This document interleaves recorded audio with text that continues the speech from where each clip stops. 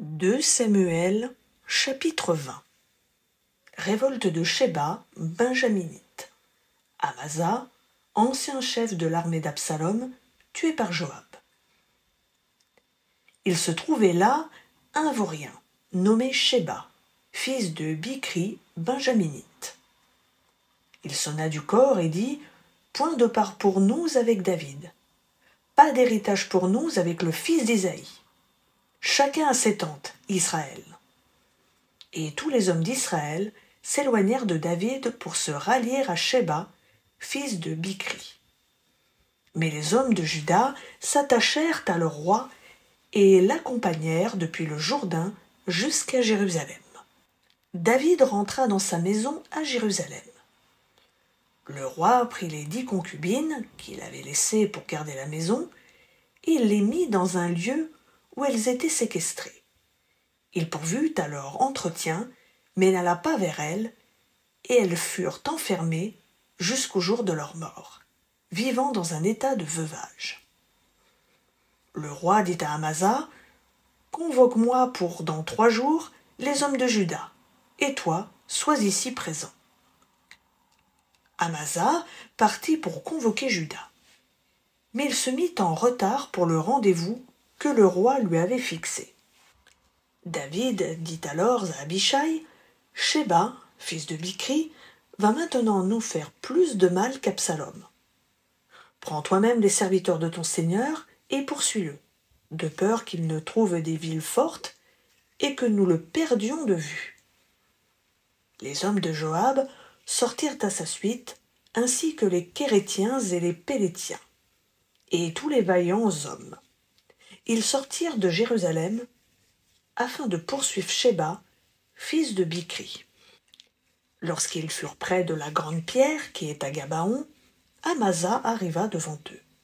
Joab avait passé une ceinture sur les habits dont il était vêtu et dans laquelle il avait passé une épée attachée à ses reins dans un fourreau. Elle tomba comme Joab s'avançait.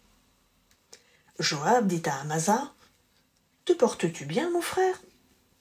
Et de la main droite, il saisit la barbe d'Amasa pour l'embrasser.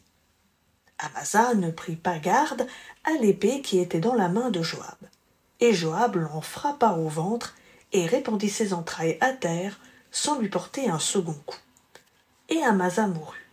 Joab et son frère Abishai se mirent à la poursuite de Sheba, fils de Bichri.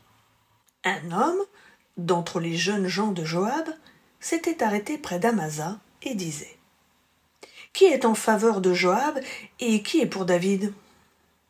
Qu'il suive Joab. » Amasa se roulait dans le sang au milieu de la route, et cet homme, ayant vu que tout le peuple s'arrêtait, poussa Amasa hors de la route dans un champ et jeta un vêtement sur lui, lorsqu'il vit que tous ceux qui arrivaient près de lui s'arrêtaient.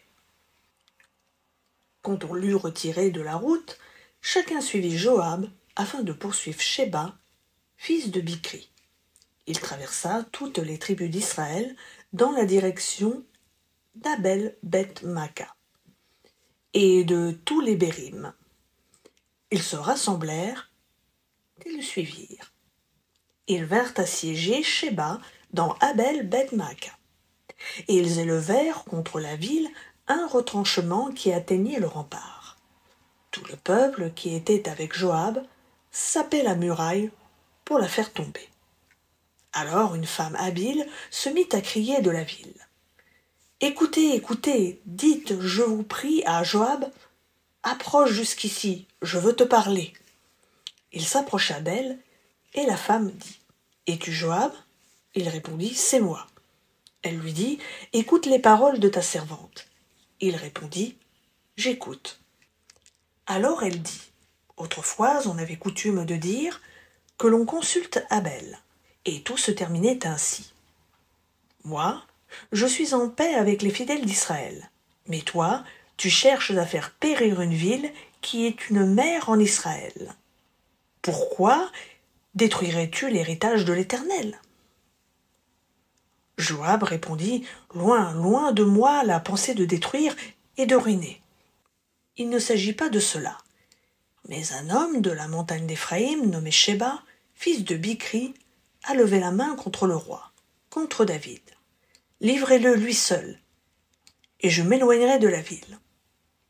La femme dit à Joab, eh bien, sa tête te sera jetée par la muraille. La femme alla vers tout le peuple avec son habileté. Et ils coupèrent la tête de Sheba, fils de Bichri, et la jetèrent à Joab. Joab sonna du corps, on se dispersa loin de la ville, chacun dans ses tentes. Alors Joab retourna à Jérusalem vers le roi. Joab commandait toute l'armée d'Israël. Benaïa, fils de Yehoïada, était à la tête des Kérétiens et des Pélétiens. Adoram dirigea les corvées. Josaphat, fils d'Ahiloud, était archiviste. Sheva était secrétaire. Tsadok et Abiatar étaient sacrificateurs. Et Hira de Yaïr était aussi prêtre pour David.